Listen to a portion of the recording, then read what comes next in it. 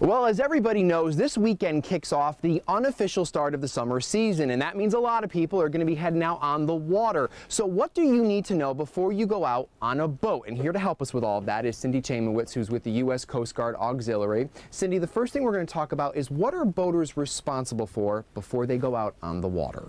First and utmost is safety. They need to be safe on the water, and you have some of our safety gear on. You're wearing a life vest here. Life vests are key out on the water. Yes. And our regulations state that children under the age of 13 must wear a life jacket.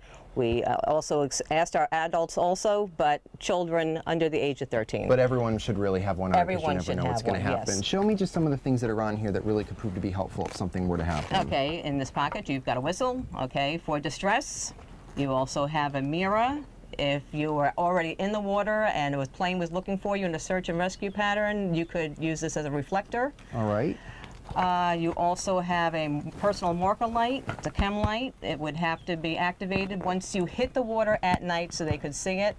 I also have a light that needs to be turned on once I hit the water, a strobe light. But that helps you guys obviously find people if there is an emergency. Correct. At night. At night, yes, correct. We also have a first aid kit. Which is Every boat important. should have one for just minimal first aid. If there was anything more than this box could contain, you would need to call 911. Good for people to know. And then we Flares. have flares. Each boat needs 3 flares. They need to be checked to make sure they haven't expired. Okay. Okay.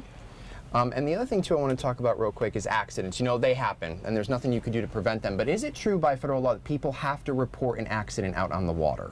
Yes, if it's only first aid, it's not necessary. But if it's anything that has to be, if you need to go to the hospital, if the damage is more than $500, it needs to be reported, and it has to be reported within 72 hours. All right, good for people to know.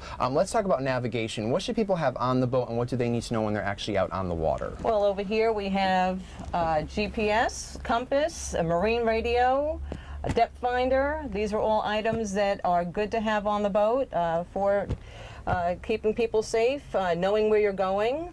On the water, I was going to say that's key. A lot of tourists in this area kind of know the lay of the area where you're going to be out on the water. You need to know, you need to be familiar with the water, where you're going on it. We have our navigational charts. We have, you've got your buoys, you've got your markers on the water, you've got signs, no wake zone. And if you create a wake and you damage someone else's boat, you're responsible for that. Responsible, so just be very cautious of other people. Be very cautious. Let's talk about weather. We know weather can change in an instant, and people should really know this. Yes, well, look at today. Today it's overcast, the weather can change, we could have a downpour any minute. But you need to check the water before you go out on the water. You need to check wind conditions. Basically, just know what's going to happen. Know And if you see clouds, yes, kind of start heading closer to shore. Start heading back in, and make sure that when you're going out, you haven't hit low tide and the sandbar. Exactly. Don't be brave out there and try to go up against Mother Nature. Because Correct. she'll win. You guys see it all the does. time. Finally, let's talk about alcohol. And simple way to sum this up.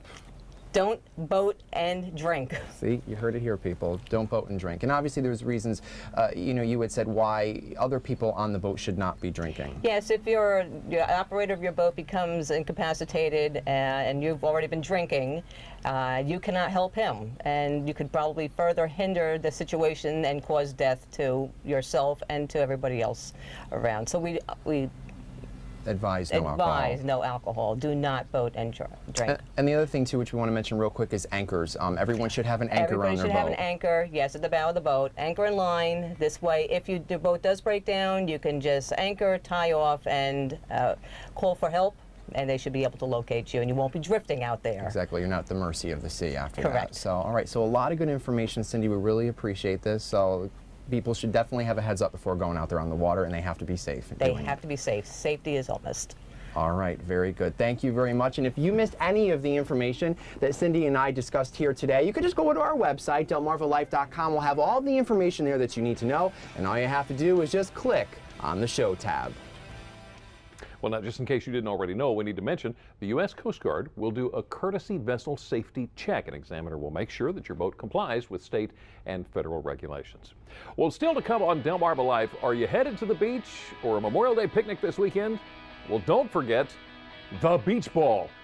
Brian's got you covered with beach balls in every size and color. Trust me, you don't want to miss this. Plus, beauty on a budget. We're going to show you the best treats for your tresses that can be found right there in your kitchen. Delmarva Life, life at its best here on Delmarva.